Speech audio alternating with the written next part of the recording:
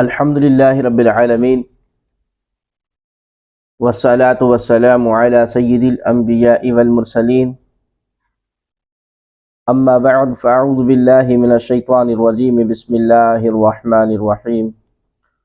السلام علیکم ورحمۃ اللہ وبرکاتہ۔ ناظرین محترم، 12 ربیع الاول کے بعد جو میلاد النبی صلی اللہ تبارک و تعالی علیہ وآلہ وسلم کے جلوسوں میں جہلاء نے جو خرافات کی ہیں، اس کو لے کر وہ تمام معاملات اور خرافات مسلک اعلیٰ حضرت رحمۃ اللہ تبارک و تعالی علیہ کی ذات کے طرف منسلک کرتے ہیں، اور تمام بریلویوں کو ان کے ساتھ ملا کر، تمام اہل سنت و جماعت کو ان کے ساتھ ملا کر، اور تمام میلادیوں کو جو حضور علیہ الصلوۃ والسلام کا میلاد مناتے ہیں ان کو ان کے ساتھ ملا کر، اور پھر کہتے ہیں کہ بریلوی اس طرح کی خرافات کرتے ہیں۔ حتیٰ کہ ہم نے پہلے بھی جس طرح ماہ ربیع الاول شریف کا چاند نظر آیا تھا تو ہم نے ایک ویڈیو ریکارڈ جاری کروایا تھا کہ میلاد النبی صلی اللہ تبارک و تعالی علیہ وآلہ وسلم کس طرح منانا چاہیے، اور ہم نے واضح طور پہ اور کھلم کھلا یہ عرض کیا تھا کہ میلاد النبی صلی اللہ علیہ وآلہ وسلم کی محافل میں یا جلوس میں جن امور سے، جن احکام سے، جن اعمال سے شریعت مطہرہ نے منع کیا ہے، وہ ان محافل میں، وہ ان جلوسوں میں، اور وہ اس میلاد النبی صلی اللہ تبارک و تعالی علیہ وآلہ وسلم کی محافل میں نہیں ہونی چاہیے۔ اگر محفل میلاد حضور علیہ الصلوۃ والسلام کی ولادت باسعادت کی خوشی کا دن ہے تو اس خوشی کے دن میں وہ امور کرنے چاہیے جو شریعت مطہرہ کے مصداق ہوں، جو شریعت مطہرہ پر ہوں، وہ امور، وہ کام، وہ اعمال نہیں کرنے چاہیے جن کو شریعت مطہرہ نے، جن امور سے شریعت مطہرہ نے منع کیا ہو، اور جن امور سے شریعت مطہرہ نے بیداری کا اعلان کیا ہو۔ تو ہم آج اس نشست میں ان کے حوالے سے آج گفتگو کرنے جا رہے ہیں۔ ایک ویڈیو سوشل میڈیا کے ذریعے ہم تک پہنچی جس میں مختلف اشعاروں کی ویڈیو تھی جو ایک ساتھ ملا کر اور ہمارے پاس بھیجی گئی۔ اس میں مختلف شہروں کے اور مختلف علاقوں کے لوگ ہیں جو کبھی ڈھول بجا کر اس میلاد کے جلوس کا جو تقدس ہے اس کو پامال کر رہے ہیں، اور ایک جلوس میں ایک شہر کا، واللہ تعالی عالم کس شہر کا ویڈیو ہے، ایک شہر میں عورتوں کو اس جلوس میں لا کر اور محفل میلاد کا، حضور علیہ الصلوۃ والسلام کی ولادت باسعادت کے جلوس کا تقدس پامال کر رہے ہیں، جبکہ ہم نے ایک ویڈیو ریکارڈ جاری کروائی تھی جس میں ہم نے یہ کہا تھا کہ عورت جو ہے وہ بلند آواز سے لاؤڈ اسپیکر پہ بھی اپنی نعت جو ہے محفل نعت میں لاؤڈ اسپیکر بھی یوز نہیں کر سکتی، تو لہذا اور اس طرح باہر جلوس میں عورتوں کو بے پردہ لے کر آنا، اور ایک ویڈیو سوشل میڈیا کے ذریعے ہم تک پہنچی جس میں ایک عورت جو ہے وہ بلند آواز سے مائک پہ اور بے پردہ ہو کر تلاوت نعت خوانی کر رہی ہے، اور اس کے اوپر ٹائٹل دیا گیا کہ مردوں کے لیے خاص پردے کا انتظام ہے۔ حتیٰ کہ پردہ تو عورتوں کو کرنا چاہیے، مردوں کو تو نہیں، لیکن اس ویڈیو کا ٹائٹل جو تھا وہ یہ تھا کہ مردوں کے لیے خاص پردے کا انتظام ہے۔ لہذا یہ تمام خرافات جو ہوئی ہیں ان سے اہل سنت و جماعت بری ہے، اور علماء حق اہل سنت ان سے بری ہے۔ علماء حق اہل سنت جو ہے ان تمام امور سے بیزار ہیں، اور یہ علماء اہل سنت کی یا مسلک اعلی حضرت رحمۃ اللہ تعالی علیہ کے پیروکاروں کی یہ تعلیمات نہیں ہیں، نہ ہی اعلی حضرت رحمۃ اللہ تعالی علیہ کی تعلیمات ہیں، بلکہ سیدی اعلی حضرت عظیم البرکت مجدد الدین و ملت الشاہ سیدی امام احمد رضا خان فاضل بریلوی رحمۃ اللہ تعالی علیہ تو عورت کے لیے یہاں تک فرماتے ہیں کہ عورت کی آواز بھی عورتیں اس کو چھپانا چاہیے۔ تو لہذا یہ خرافات جو ہیں ربیع الاول شریف میں، اس 12 ربیع الاول شریف کے دن یا ایسے آگے پیچھے جلوس میلاد النبی صلی اللہ تبارک و تعالی علیہ وآلہ وسلم میں ہوئی ہیں، اور ایک مولوی صاحب ہیں جو پیر صاحب ہیں، بلکہ جاہل پیر صاحب، وہ بڑے دھمچر کے ساتھ اور لاؤڈ اسپیکر لگا کے اس پہ ناچ رہا ہے، کود رہا ہے، یہ بھی شریعت مطہرہ میں ناجائز اور حرام ہے۔ اس حوالے سے آج ہم گفتگو کرنے جا رہے ہیں۔ ناظرین محترم، میلاد النبی صلی اللہ تبارک و تعالی علیہ وآلہ وسلم کے جلسوں اور جلوسوں کا محرمات مکروہات سے پاک ہونا ہی رسول اللہ صلی اللہ علیہ وسلم سے حقیقی محبت کا ثبوت ہے۔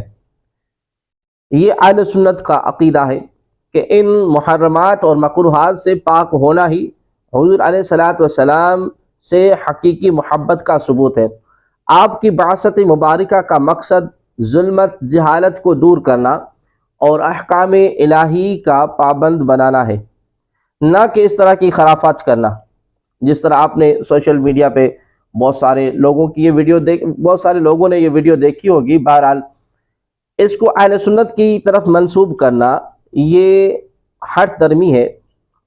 جبکہ اس طرح کے امور، اس طرح کے کام اہل سنت کے علماء نہیں کرتے۔ رسالت مآب صلی اللہ تبارک و تعالی علیہ وآلہ وسلم کی ولادت باسعادت کے دن کا اکرام انہی شرعی تقاضوں کے مطابق ہونا چاہیے جو رسول اللہ صلی اللہ علیہ وسلم اور صحابہ کرام رضی اللہ تعالی عنہم کی مجالس میں نظر آتے ہیں۔ اس سے ہٹ کر کسی غیر شرعی امر کا ارتکاب دعوی عشق اور محبت رسول صلی اللہ علیہ وسلم کے خلاف ہے۔ جس طرح یہ عورتیں محافل جلوس میں آئی ہیں، یہ غیر شرعی ارتکاب کیا گیا ہے، یہ دعوی عشق نہیں ہے۔ عشق بھی ہم نے جو کرنا ہے، نبی پاک صلی اللہ علیہ وآلہ وسلم سے محبت جو ہم نے کرنی ہے، وہ بھی شریعت کے دائرے میں رہ کے، اس طرح نہیں کہ عورتوں کو آپ کھلم کھلا بازار میں لے کر آئے اور ان کو جلوس میں لے کر آئے، یا ان کو بے پردہ ہو کے نعت شریف پڑھوائیں۔ یہ عشق رسول صلی اللہ علیہ وآلہ وسلم اور محبت رسول صلی اللہ علیہ وسلم نہیں، بلکہ یہ دعوی عشق اور محبت رسول صلی اللہ علیہ وسلم کے خلاف ہے۔ میلاد النبی صلی اللہ علیہ وآلہ وسلم کے جلوس جو ہے، نہ ضروریات دین سے ہیں اور نہ ہی ضروریات مسلک اہل سنت و جماعت سے۔ البتہ یہ برے صغیر پاک و ہند میں شعائر اہل سنت سے ہیں۔ یہ اگر محرمات، بدعات اور منکرات سے پاک ہوں تو زیادہ سے زیادہ استحباب، استحسان کے درجے میں قرار دیا جا سکتا ہے۔ رسول اللہ صلی اللہ تبارک و تعالی علیہ وآلہ وسلم کا فرمان مبارک ہے، لا یؤمن احدکم حتی یکون ہواہ تبعا لما جئت بہ، یعنی تم میں سے کوئی اس وقت تک کامل مومن نہیں ہو سکتا جب تک اس کی خواہش میری لائی ہوئی شریعت کے تابع نہ ہو جائے۔ حدیث کا واضح مفہوم یہی ہے کہ کامل ایمان کی علامت یہ ہے کہ انسان کا ہر قول اور فعل، معاملات اور معمولات، خواہشات رسول اللہ صلی اللہ تبارک و تعالی علیہ وآلہ وسلم کے احکام کے مطابق ہونی چاہیے۔ ہمارا المیہ یہ ہے کہ ہم نے دینی امور کو قرآن و سنت میں بیان کردہ حقائق کی روشنی طے کرنے کے بجائے اپنی وضع کردہ عقیدتوں اور خواہشات کی نظر کر دیے ہیں، اور عقیدت کا تعین ایک ایسا طبقہ کرتا ہے جو دینی فہم سے عاری اور نابلد ہے۔ جس طرح آپ نے ویڈیوز میں دیکھا، محافل میلاد کے نام پر مقدس محافل کی آڑ میں بڑے بڑے کاروبار کیے جا رہے ہیں۔ بعض مقامات پر نعت خوان اور شعلہ بیان مقررین، جن کی اکثریت موضوع روایت کا سہارا لیتی ہے، کہ ایجنٹوں کے ذریعے لاکھوں میں بکنگ ہو رہی ہے۔ کسی زمانے میں شہر بھر میں سیاسی لیڈروں کی بڑی بڑی قداور تصاویر لگائی جاتی تھی، اب واعظین اور نعت خوان حضرات کی تصاویر صرف بازاروں اور چوراہوں تک محدود نہیں، بلکہ مساجد کے صدر دروازے پر بھی آویزاں نظر آتی ہیں۔ ہمیں اس ویڈیو میں ایک ویڈیو جو ہمیں موصول ہوا، اس میں سوشل میڈیا کے ذریعے جو ہمیں ویڈیو موصول ہوا، اس میں ایک بارش پیر صاحب جو ہیں جبے کبے کے ساتھ وہ ناچ رہے ہیں اور ڈھول دھماچہ کر رہے ہیں، بلا حجاب رقص کرتے دکھایا جا رہا ہے۔ اب جب ابتذال اس حد تک پہنچ جائے تو علماء کرام کو تمام مصلحتوں سے بالاتر ہو کر شدت کے ساتھ اس کے خلاف آواز اٹھانی چاہیے۔ کفار بیت اللہ شریف کے پاس تالیاں بجاتے اور اسے عبادت شمار کرتے تھے۔ قرآن مجید میں اسے کفر قرار دیا گیا۔ اللہ تبارک و تعالی جل جلالہ ارشاد فرماتا ہے، وَمَا كَانَ صَلَاتُهُمْ عِنْدَ الْبَيْتِ إِلَّا مُكَاءً وَتَصْدِيَةً فَذُوقُوا الْعَذَابَ بِمَا كُنْتُمْ تَكْفُرُونَ، یعنی اور بیت اللہ کے پاس ان کی نماز اس کے سوا کیا تھی کہ یہ سیٹیاں اور تالیاں بجاتے تھے، سو اب عذاب کو چکھو کیونکہ تم کفر کرتے تھے۔ علامہ ابو عبداللہ محمد بن احمد قرطبی لکھتے ہیں کہ قرآن مجید نے سیٹیاں بجانے اور تالیاں پیٹنے کی جو مذمت کی ہے، اس میں ان جاہل صوفیہ اور ان جاہل پیروں کا رد ہے جو رقص کرتے ہیں، تالیاں بجاتے ہیں اور بے ہوش ہونے کا مظاہرہ کرتے ہیں۔ محاولہ الجامع الاحکام القرآن جز نمبر 2 صفحہ نمبر 399۔ شریعت مطہرہ میں تالیاں بجانے کو مکروہ عمل فرمایا۔ علامہ ابن عابدین شامی رحمۃ اللہ تعالی فرماتے ہیں، وَقُرِهَ كُلُّ لَهْوٍ أي كُلُّ لَعْبٍ وَعَبَثٍ فَالثَّلَاثَةُ بِمَعْنَى وَاحِدٍ كَمَا فِي شَرْحِ التَّعْوِيلَاتِ وَالْإِطْلَاقُ شَامِلٌ نَفْسِ الْفِعْلِ وَاسْتِمَاعِهِ كَالرَّقْصِ وَالسُّرْخِيَّةِ وَالتَّصْفِيقِ وَضَرْبِ الْأَوْتَارِ من التنبور والبربة والرباب والقانون والمزمار والسنج والفوق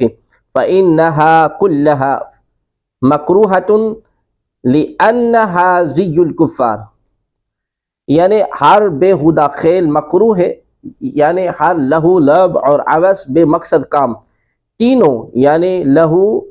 لہو لعب اور عبث کے معنی ایک ہیں، جیسا کہ شرح تعویلات میں ہے کہ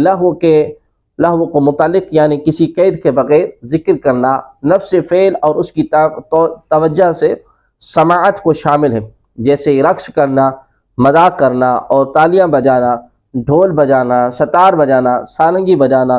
چنگ بجانا، قانون ایک تار والا باجا بجانا، مزامیر کا استعمال، جھانز، مجیرہ بجانا اور بغل بجانا، یہ سب مکروہ ہیں کیونکہ یہ عادات کفار ہیں۔ محاولہ رد المختار علی الدر مختار جلد نمبر 2 صفحہ نمبر 481۔ گانے کی دھن پر بنائی گئی موسیقی اور آلات موسیقی کے ساتھ نعت پڑھنا اور پڑھوانا اور سننا یہ سب ناجائز ہیں۔ علامہ علی قاری رحمۃ اللہ تعالی علیہ لکھتے ہیں کہ من قرأ القرآن علی درب الدف والقدیب یکفر قلت ویقرب منہ درب الدف والقدیب مع ذکر اللہ تعالی ونعت المصطفیٰ، یعنی جس نے دف اور ڈانڈیاں کے ساتھ قرآن کی تلاوت کی وہ توہین قرآن کی وجہ سے کفر کا مرتکب ہوا۔ میں ملا علی قاری کہتا ہوں کہ اسی حکم کے قریب دف اور ڈانڈیا کے ساتھ اللہ تبارک و تعالیٰ کا ذکر یا نعت مصطفیٰ پڑھنا بھی ہے۔ محاولہ الفقہ الاکبر صفحہ نمبر 167۔ رسول اللہ صلی اللہ علیہ وآلہ وسلم کی حیات طیبہ مکمل ضابطہ اور دستور ہے۔ احادیث مبارکہ میں صرف چند مواقع ایسے ملتے ہیں جہاں دف بجائی جا رہی تھی، آپ ان مواقع پر کسی خاص سبب سے اعراض نہ کیا، لیکن آج تسکین نفس کی تکمیل کے لیے ہر شخص اسے سنت سے ثابت کرنے پر تلا رہتا ہے، جبکہ حدیث پاک میں بعثت بکسر المزامیر، یعنی مجھے آلات موسیقی کو توڑنے والا بنا کر بھیجا گیا، کہ کلمات بھی آئے ہیں بحوالہ کنز العمال حدیث نمبر 406۔ ناچ گانا یوں ہی ڈھول بجانا حرام، سخت حرام ہے، لہذا جن لوگوں نے ناچ گانے کی مجلس منعقد کی اور جنہوں نے ایسی بری مجلس میں شرکت کی، یقیناً سب کے سب فاسق، فاجر اور حرامی کبیرہ کے مرتکب ہیں۔ یہ تو ایک عام ناچ گانے کی محفل کا حکم ہے، اور جب کہ نبی کریم علیہ السلام کے میلاد کی محفل جو باعث برکت اور باعث رحمت ہوتی ہے، اس میں ان خرافات کو کر کے ان مقدس محافل کا تقدس پامال کرنا اور اس میں ایسی خرافات کرنا، یہ اس حکم کے اولا بدرجہ ہے۔ یعنی کہ محافل جس طرح ناچ گانے کی محافل ہوتی ہیں، اس میں ناچنا اور گانا، اس کا گناہ جو ہوگا، اس سے نبی علیہ السلام کی محافل میلاد میں ناچنا اور ڈھول دماچا کرنا، مزامیر کا استعمال کرنا، اس کا حکم جو ہے وہ پیری سے زیادہ گناہ کا بندہ مرتکب ہو جائے گا۔ اور مستحق غضب و جبار اور عذاب النار ہے، جب تک یہ لوگ اپنی اس کبھی حرکت سے باز نہ آ جائیں اور علل اعلان توبہ نہ کر لیں۔ مسلمانوں کو چاہیے کہ ان کا بائیکاٹ کریں، نہ تو ان کے ساتھ کھائیں پئیں اور نہ نشست و برخاست رکھیں۔ اللہ کریم جل جلالہ قرآن میں فرماتے ہیں وَمِنَ النَّاسِ مَن يَشْتَرِي لَهْوَ الْحَدِيثِ لِيُضِلَّ عَن سَبِيلِهِ بِغَيْرِ عِلْمٍ وَيَتَّخِذَهَا هُزُوًا أُولَٰئِكَ لَهُمْ عَذَابٌ مُهِينٌ۔ یعنی اور کچھ لوگ کھیل کی باتیں خریدتے ہیں کہ اللہ کی راہ سے بہکا دیں، بے سمجھے اور اسے ہنسی بنا لیں، ان کے لیے ذلت کا عذاب ہے۔ جس طرح ان لوگوں نے کیا کہ اہل سنت کے جلوس میں آ گئے، ان کا اہل سنت سے کوئی تعلق نہیں ہوگا۔ یقیناً میں یقین کے ساتھ کہتا ہوں جو اس طرح کی خرافات کرتے ہیں، ان کا اہل سنت مسلک اعلیٰ حضرت کے ساتھ ان کا کوئی تعلق نہیں ہوگا۔ یہ بس اس محافل میلاد میں آ گئے، جلوس میں آ گئے اور اس طرح کی خرافات کرنا شروع کر دی۔ اب اس کا تمام معاملات جو ہے وہ اہل سنت کے اوپر لگاتے ہیں۔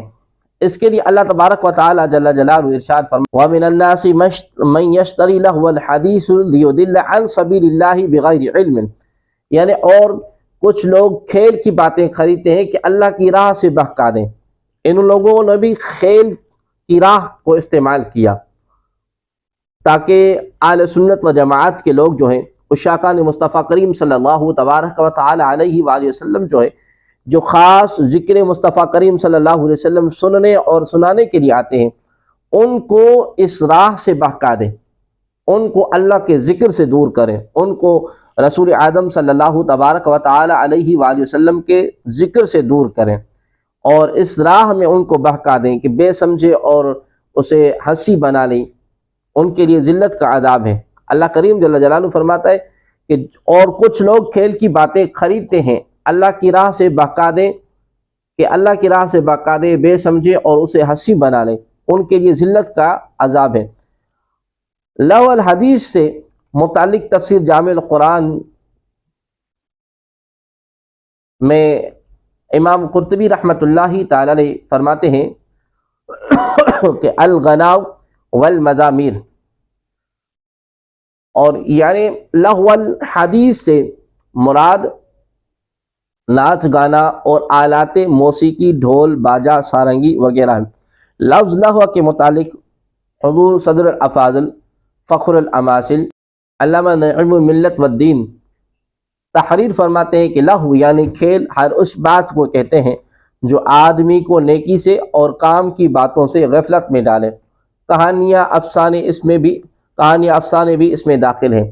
تفسیر خزائن العرفان مع کنز الایمان صفحہ نمبر 740۔ مذکورہ آیت کریمہ کے تحت تفسیر صراط الجنان میں اس آیت سے علماء کرام نے گانے بجانے کی حرمت پر استدلال کیا ہے۔ جلد نمبر 7 صفحہ نمبر 475۔ حضور کریم صلی اللہ تبارک و تعالی علیہ وآلہ وسلم ارشاد فرماتے ہیں لِيَكُونَنَّ مِنْ أُمَّتِي أَقْوَامٌ يَسْتَحِلُّونَ الْحِرَّ وَالْحَرِيرَ وَالْخَمْرَ وَالْمَعَازِفَ، بحوالہ صحیح بخاری کتاب الاشربہ باب ما جاء فی من یستحل الخمر ویسمیہ بغیر اسمہ،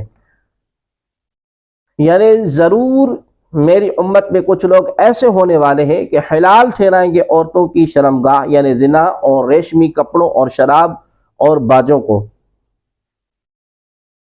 در مختار میں وقلت وفی البزازیہ استماع صوت الملاہی كضرب قصب ونحو حرام لقول علیہ الصلاۃ والسلام استماع صوت الملاہی معصیت والجلوس علیہا فسق وتلذذ بها کفر ای بالنعمہ۔ در مختار مع رد المختار جلد نمبر 9 صفحہ نمبر 504۔ البحر الرائق میں ہے قولہ او یغنی الناس لأنه يجمع الناس على ارتكاب كبيرة كذا في الهداية وظاهر إن الأغنى كبيرة، جلد نمبر 7 صفحہ نمبر 147۔ فتح القدیر میں ہے کہ ولذا عل له في الكتاب بأنه يجمع الناس على ارتكاب كبيرة وفي النهاية أن الأغنى في الحق هن مطلقا حرام رفع صوتهن وهو حرام۔ فتویٰ رضویہ میں مختصر فتویٰ رضویہ میں ہے کہ مختصر اسی طرح یہ گانے باجے کہ ان بلاد میں معمول اور رائج ہیں بلا شبہ ممنوع اور ناجائز ہیں، جلد نمبر 9 صفحہ نمبر 77۔ ناظرین محترم، ان تمام دلائل اور بینات سے یہ ثابت ہوا